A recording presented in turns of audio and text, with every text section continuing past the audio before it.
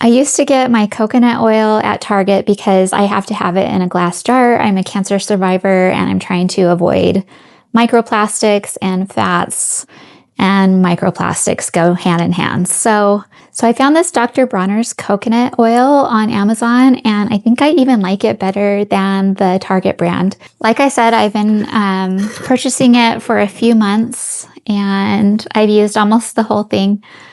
This is my third jar, and I am also allergic to milk, so I use it in place of butter on my toast or in vegetables or anything that needs butter. And I also use it to season my cast iron pans, and it does a fantastic job of keeping them nice and non-stick.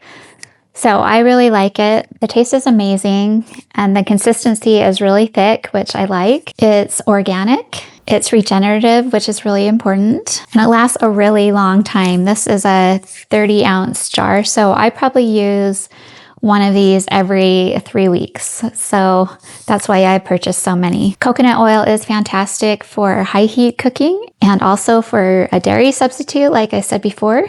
And it can even be great for skincare. I know my massage therapist uses it for her massages. You can use it as a moisturizer for your legs or your arms. And it just has lots of uses.